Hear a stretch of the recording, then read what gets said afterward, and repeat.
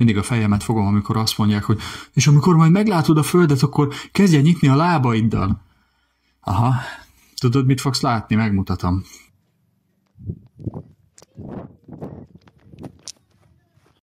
Jó volt a tippet, ha azt mondtad, hogy ez egy FPS nézetű hátraszaltó, egy kis külső környezeti kiegészítéssel. Pontosan ez az, amit te is látni fogsz, miközben végzed a gyakorlatot, azzal egy kitétellel, hogy nem, még ennyit sem fogsz látni, mivel a kamera nem tudja becsukni a szemét, te viszont igen, és több mint valószínű, hogy be is fogod. Úgyhogy miközben te arra gondolnál, hogy mikor meglátom a földet, nyitnom kell a lábaimat, na addig 2 vakondot kiharaptál a földből, és esélyed nem lesz arra, hogy teli talpra érkezzél. A hátraszalt egy elképesztően menő mozdulat, rengeteg ember által vágyott, elérni kívánt célgyakorlat, ami nem is csoda, hiszen hogyha belegondolsz, az emberiségnek talán az 1%-a, de lehet, hogy inkább ezrelékekben mérhető azoknak a száma, akik valóban képesek végrehajtani, és hogyha te tudsz ilyet, akkor biztos lehetsz benne, hogy oda mennek hozzád az emberek, megkérdezik, hogy csináltad, hogy tanultad meg, mi a titok, és ennek a videónak az a célja, hogy megtanítsam neked a hátraszaltót, hogy meg tud válaszolni ezeket a kérdéseket. Mielőtt elrohannál azonnal hátraszaltokat csinálni, elmondok neked 4 olyan tippet, amit jobb, hogyha megfogadsz, tekintsd ezeket munkavédelmi vagy balesetvédelmi oktatásnak. Az első az az, hogyha bármilyen sérülésed van, ami téged akadályoz a szabad mozgásba, akkor először azt hozd rendbe. Tehát, ha be van állva a nyakad, mert éjszaka elfeküdted, ha nem tudod a vállaidat fölemelni, pontosabban a karjaidat fölemelni, ha fáj a derekad, ha rossz a térded, ha ki van fordulva a bokád, vagy érzékeny, vagy szalagszakadásod volt benne, és még nem jött helyre rendesen, akkor először ezekkel foglalkozzál, ne azzal, hogy te pörögjél, forogjál az udvaron, vagy bárhol, ahol ezt szeretnéd gyakorolni. A második pontban egy nagyon egyszerű és őszinte témáról lesz szó, ez pedig a fizika. Na most az én véleményem az, hogy ha valaki látható túlsúllyal küzd, akkor számára ez a gyakorlat halálra van ítélve, ugyanis ha belegondolsz, a gyakorlat során a fő ellenséged az a gravitáció, őt kell legyőznöd. Minden plusz kiló, amit fölöslegesen cipelsz magadon, az téged akadályoz a felugrásban, akadályoz az összecsukódásban, akadályoz a forgásban, és akadályoz a biztonságos talajra érkezésben.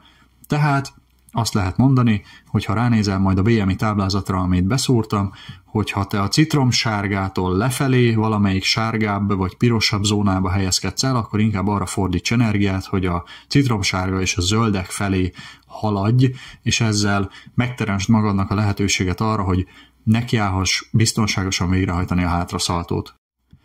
A 3-as pont is egészen magától értetődő, ez a bemelegítés fontosságáról szól, ahogy sprintelni sem mész el ébredés után, úgy hátraszaltót sem állsz neki tanulni mindenféle bemelegítés nélkül, mivel ez egy gyors, robbanékony, összetett és fokozottan sérülésveszélyes gyakorlat, így szükséges az izomzatot és az idegrendszert rávezetni, a terhelésre felkészíteni. Na most, hogy ez könnyebben menjen, beraktam a leírásba egy általános bemelegítésről szóló videót, amiket itt látsz majd, azok ismerősek lehetnek az általános iskolai tesi órákból, különféle körzésekből, döntésekből, hajlításokból áll össze a videó nagyja. Alatta pedig találsz majd egy dinamikus bemelegítés, mondjuk így én annak szoktam legalábbis hívni, tehát egy dinamikus bemelegítésről szóló videót. Itt már jóval nagyobb mozgásminták vannak, találhatsz bennük érdemi kihívást a kivitelezés során, és biztos vagyok benne, hogy lesznek olyan gyakorlatok, amelyek számodra újak, de mindenképp érdemes végigmenni rajta, én is minden edzés előtt megcsinálom, sőt néha még utána is, mert kellően fel tudja készíteni a szervezetet arra, hogy te komolyan odaverjél neki. Esküszöm, mindjárt végére érünk, mert ez a 4. pont. Ami arról szól, hogy milyen környezetben végzed a gyakorlást. Ha rám hallgatsz, akkor nem öltönyben egy 300 literes akvárium előtt a 10 hónapos kúszómászó gyereket közvetlen közelében gyakorolsz, hanem kimész a természetbe. Itt viszont figyelned kell egy dologra mindenképpen, az pedig az, hogy milyen talajtípusról ugrasz el a hátraszaladó gyakorlása során. Ha ugyanis strandhomokon próbálod meg gyakorolni, akkor számíts arra, hogy a homok energiát fog elnyelni, ezzel csökkenteni fogja a felfele irányuló mozgásodat, tehát az ugrási magasságodat fogja rontani a homok azzal, hogy energiát nyel el az elrugaszkodáskor. Úgyhogy vagy keresel egy olyan felületet, ami növényzettel rendesen benőtt legalább annyira, hogy ne nyomodjon be 4-5-6 centit is egy felugrástkor, vagy veszel ilyen gumilapot, és erre állsz rá, és ezekről ugrasz el, mert így lesz biztonságos a gyakorlat. Nézzük meg!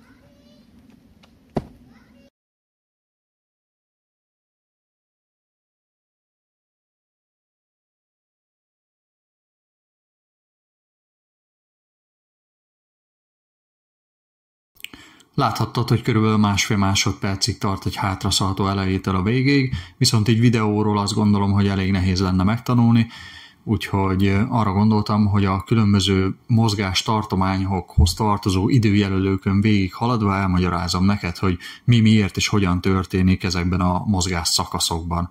Az első az elég egyszerű lesz, ugyanis ez a kiinduló helyzetünk, ez egy neutrális testhelyzet, gyakorlatilag vászéles terpezben a karjaidat magad mellett lógatva állsz egy helybe. Na ebből a második szakaszban egy magas tartásba lendíted a kezedet, és közben lábújhegyre állsz. Létrehozol egy előfeszített testhelyzetet, ami azt a célt szolgálja, hogy a mozdulat során dominánsan résztvevő izmaidat, illetve az idegrendszeredet felkészítse a robbanékony, nagyerejű mozdulatra. Ha jól tudom, egyébként a tornában is így oktatják, valószínű, hogy nem véletlen. A harmadik szakaszban a magas tartásból egy guggoló helyzetet hozol létre, gyakorlatilag a két karodat erőteljesen magad mellé és hátra felé lendíted, közben a combod mondjuk egy vízszintessel, tehát a talajjal párhuzamos vagy egy kicsit magasabb szöget zár be. Ez az elugráshoz szükséges energiát sűrítő mozgás, így gyűjtöd össze azt az energiát, ami majd a felfelé irányuló mozgásodhoz kell, tehát a kilövéshez. Na ez a következő szakaszunk. Itt az történik, hogy ebből a guggoló helyzetből ismét visszakerülsz ebbe a magas tartásos testhelyzetbe, és a lábaiddal erőteljesen elrugod magadat a talajtól. Viszont itt egy pillanatra azért meg kellene állni, ugyanis van 3 olyan kulcs momentum, amit érdemes átbeszélni, sőt szükséges, mivel ezek adják a lelkét az egész mozgásnak. Az első időrendi sorrendben az, hogy hova irányul a mozgásod, ez elugró mozgásod, ez pedig felfelé kell, hogy irányuljon. A hátraszaltót ugyanis nem azért hívják hátraszaltónak, mert te hátrafelé ugrasz el, hanem azért, mert egy ugrás során megfordulsz a hossztengelyed körül.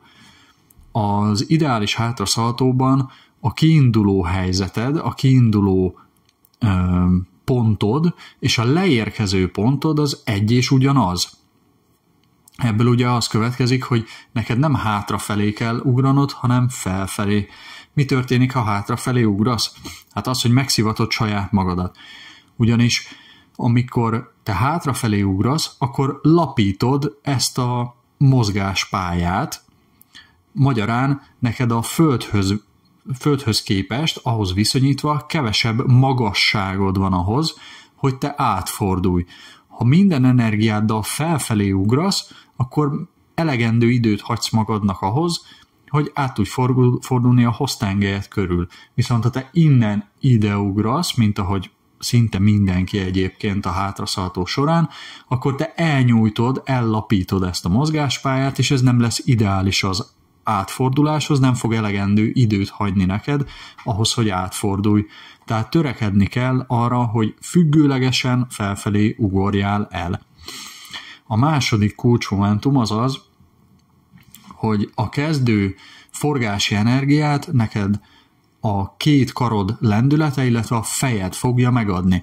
Ebből az következik, hogy hagyni kell a két kezedet minél inkább felfelé teljesen függőlegesig lendíteni nagy erővel, és ebben a lendítésben követnie kell a fejednek is ezt a hátrafelé mozgását a karjaidnak. Sokan ugyanis elkövetik azt a hibát, hogy ezt a karok lendítését megállítják ilyen szemmagasságban, ezzel szintén saját magukat szivatják, ugyanis elveszik a mozgástartományuk fele mondjuk, ezzel ugye a mozgási energiájuknak az arányos része is, és mindjárt nem lesz annyi felfelé és hátrafelé irányuló energiájuk ahhoz, hogy forogjanak. A harmadik, az pedig az, amit hát összecsukódásnak lehet ugye hívni. Na most a levegőben neked az a feladatod, hogy felvegyél egy olyan testhelyzetet, ami garantálja neked azt, hogy átfordulsz a hoztengelyed körül. Ezt úgy tudod megtenni, sokan legalábbis azt mondják, hogy elég, ha a térdedre ráfogsz. Én viszont azt mondom, hogy sokkal jobban jársz, hogyha a bokádra adsz két oldalról egy ilyen pacsit, mert az azt jelenti, hogy te a lábaidat annyira fölhúztad, hogy az szinte eléri a mellkasodat, és ennél kisebbre te már fizikailag képtelen vagy összehúzódni. Hogyha ugyanis megfordítanám most ezt a képet a videóba, fejjel lefelé állítanám, akkor azt látnád, hogy 1,5 méter magasan mondjuk én googolok a levegőbe. Ez lenne a cél. Ezzel a összecsukott testhelyzettel te azt éred el, hogy a lehető legjobban felgyorsítod a mozgásodat, a forgó mozgásodat. Ezzel garantálva azt, hogy át fogsz fordulni. Na és akkor mehetünk tovább, ez volt a 3 kulcspontunk. Onnantól kezdve, hogy te megérintetted a két bokádat, már csak az a feladatod, hogy kinyiss és talajt fogjál. Ebbe én azt gondolom, hogy nem kell semmilyen titkot keresni, hogyha te a lehető legrövidebb idő alatt összecsukódsz és elkezdesz kinyílni, akkor ez pontosan, ideálisan fog kijönni, talajt fogsz fogni normálisan. Ne számíts arra, hogy látni fogod a talajt, mert elmondtam a videó elején, hogy szerintem nem fogod látni, vagy amikor meglátod, akkor már 1,5 centire leszel tőle, és az meg nem fog jól esni, úgyhogy ne azzal foglalkozzál, hogy keresed a talajt, mert nem fog sikerülni. Csukódj össze olyan gyorsan, amilyen gyorsan csak tudsz, és nyílj ki olyan gyorsan, amennyire csak tudsz, és hidd el, hogy a talpadra fogsz érkezni egy kis gyakorlást követően. De még mielőtt kirohannál az udvarra, hogy tarkóra vágd magad, azt javaslom, hogy végezd el az erőszintet felmérését. Ehhez 2 gyakorlatot javaslok, az egyik a helyből távolugrás, a másik pedig a súlypontemelkedés mérés.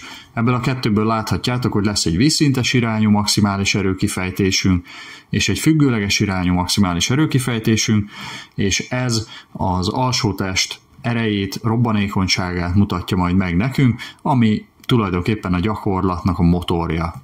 Az említett 2 gyakorlattal összefüggésben kismillió táblázatot találhatsz az interneten, én most csak néhányat hoztam el annak érdekében, hogy szemléletesebben be tudjam mutatni azt, hogy melyek azok az értékek, amelyek már jónak számítanak.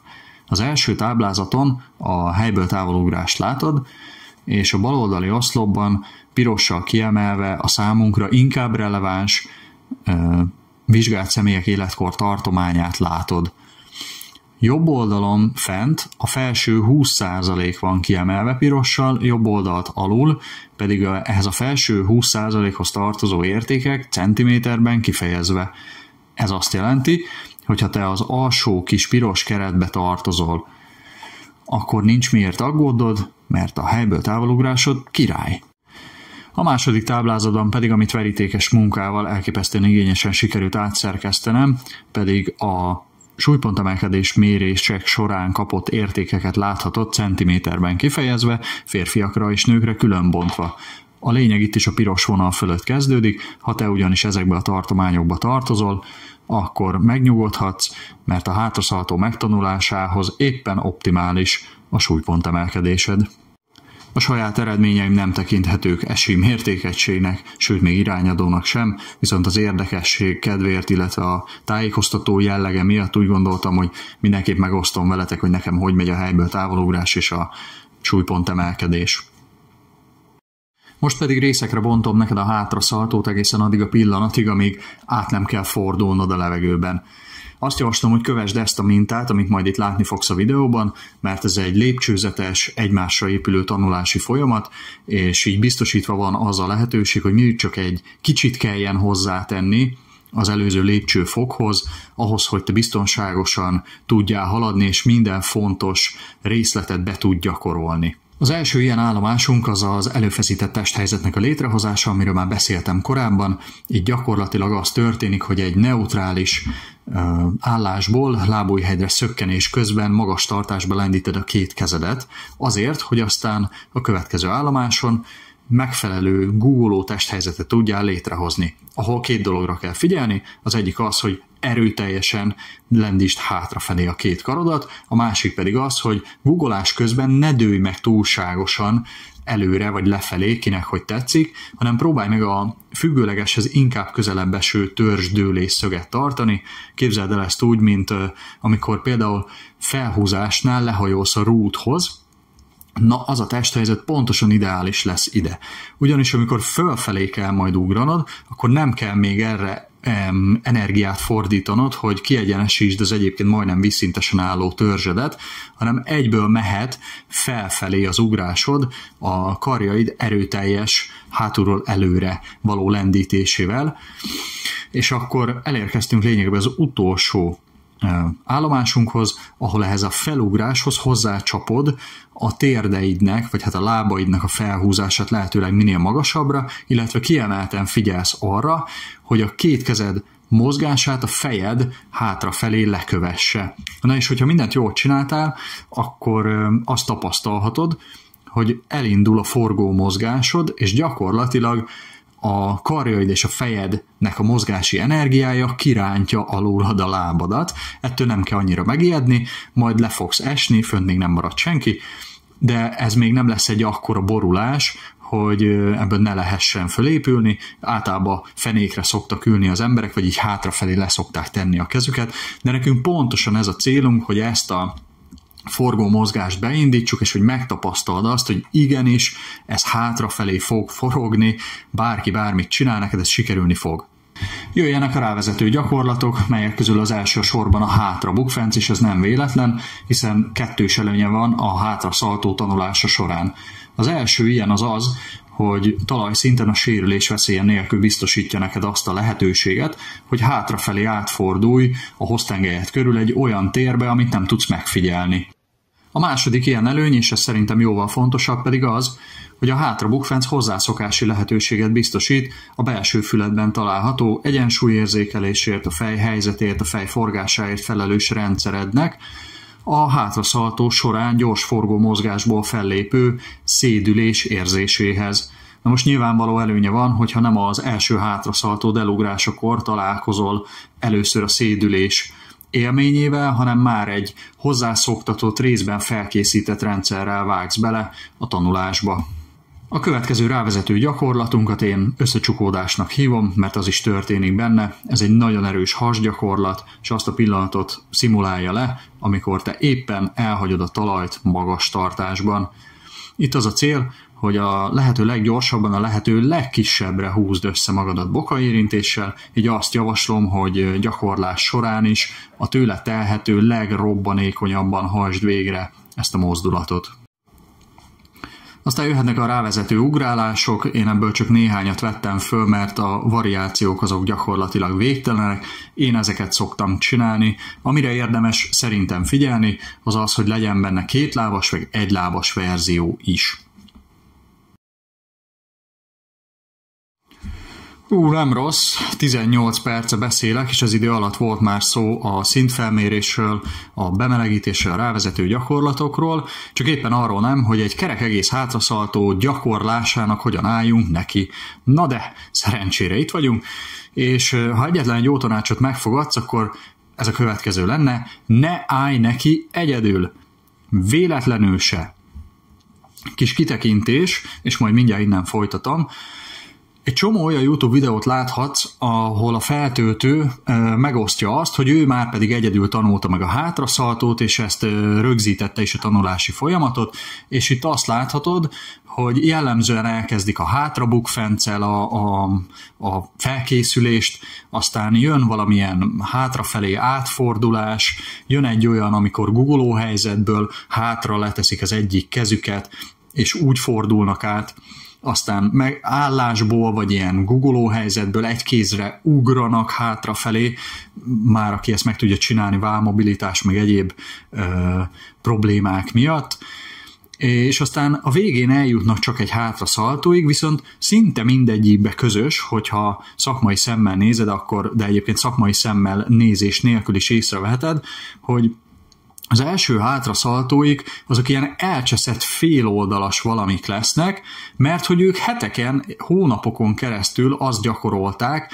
hogy mindig ilyen féloldalasan fordulnak át hátrafelé, és ezért egy ilyen oldal és hátraszaltónak a keveréke sül ki ebből az első hátraszaltójukból, amit ki tudja, hogy mennyi ideig tart felülírni, mert hogy ezt hetekig, hónapokig gyakoroltad, valószínűleg nem a harmadik hátraszaltód lesz tökéletes, hanem lehet, hogy szintén hetekig, hónapokig kell ugrálgatnod, mire ezt az enyhe kifordulást is elkerülöd.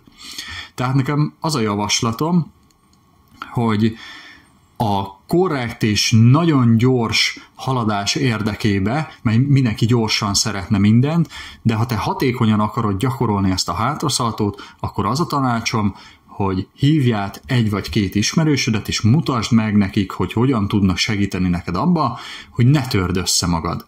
Erre pedig a legjobb módszer az, hogyha, mint ahogy a videón is látod, odaállnak melléd, és az egyik kezükkel benyúlnak a nadrágodnak a szélébe, pontosabban a derekához, a varráshoz, és tekernek rajta egyet, hogy még inkább rátfeszüljön a nadrág ugye a derekadhoz, illetve hogy ők is stabilan tartsák a ruhádat. A másik kezükkel pedig a combod aljára, ugye a combhajlítóra nyúlnak majd rá az ugrás pillanatába, és az egyik kezükkel, tehát amivel a gatyádat fogják, az a felfelé emelnek, a másik kezükkel, amivel a combod alját, azzal pedig fordítanak.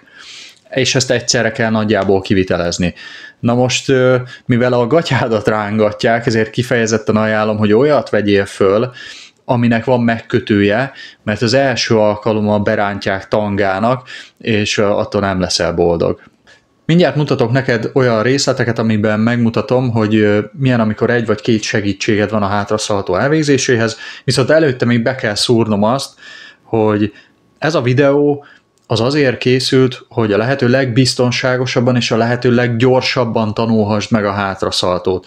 Nem csak ezzel az egy módszerrel lehet megtanulni, nem csak ez az egy út van, viszont aki azt mondja, hogy egyedül tanulja meg a hátraszaltót, minden tiszteletem az övé, de azt tudnotok kell, hogy a hátraszaltó, az első korrekt hátraszaltód megugrásának a legnagyobb gátja az pszichés.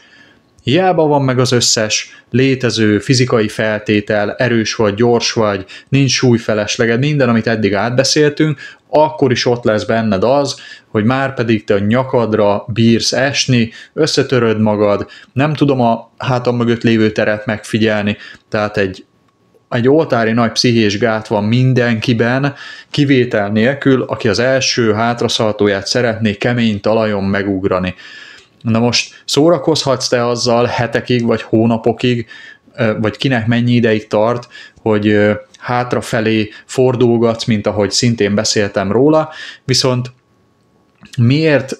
miért húzod a saját idődet, és miért nem bízod magadat segítőkre, amikor gyakorlatilag fél óra vagy egy óra alatt is megtanulhatsz hátraszaltózni, hogyha megvannak a korábban már beszélt lehetőségeid, képességeid, és gyakorlatilag bele tudsz jönni nagyon könnyen, nagyon hamar abba, hogy milyen érzés is hátraszaltót ugrani, mert ezt elmondani nem lehet, ezt neked kell érezni, hogy megmered csinálni, és erre kell koncentrálni a hátraszaltó tanulása során, hogy a legnagyobb gát az mindig pszichés lesz. Kérj segítséget, hívj oda valakit, mert egyedül hiába szórakozol vele, hiába mondod azt, hogy de jó, most már megy, már ki tudok fordulni, már majdnem teljesen átfordultam, de akkor is ott lesz az, amikor mondjuk matracra, vagy mindenféle ilyen szivacsra, meg ilyen hülyeségekre ugrálnak emberek, amikor azt kihúzod először a hátad mögül, és ott lesz a csupasz talaj, akkor mindenki be van parázva.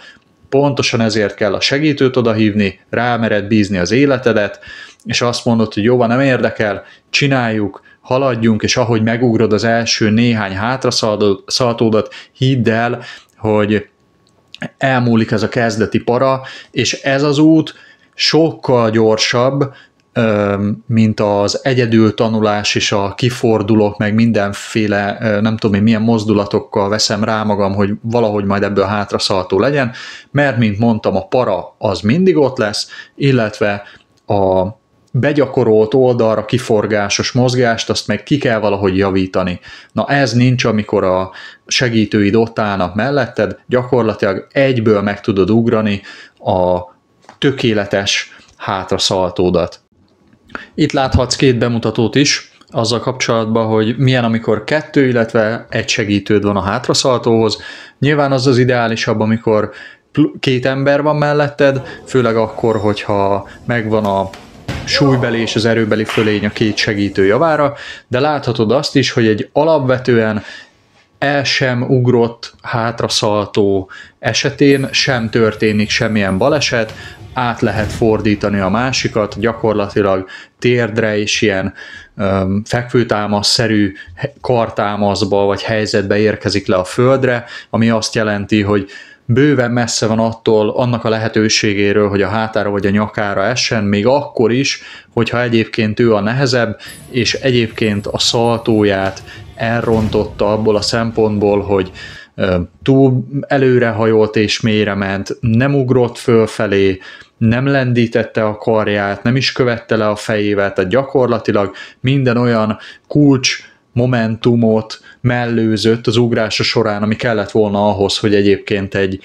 hátraszaltó süljön ki ebből a mozgásból, de ennek ellenére ezt ki lehet hozni úgy, hogy mégse legyen semmi baja a másiknak, és pontosan ez a lényege a segítőnek.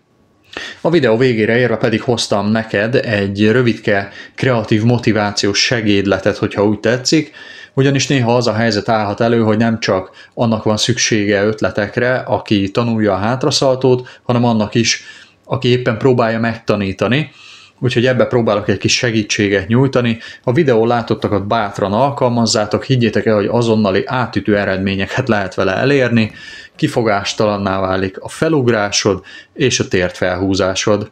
És ami még ennél is fontosabb az az, hogy törekedjetek rá, hogy mindig ezzel az arckifejezéssel menjetek haza. Ez ugyanis sokkal fontosabb annál, mint hogy ma, holnap vagy épp holnap után sikerül megugrani a hátraszaltót. Segítsetek a másikon, adjatok bele minden, és érezzétek jól magatokat tanulás közben. Akkor könnyen fog menni minden.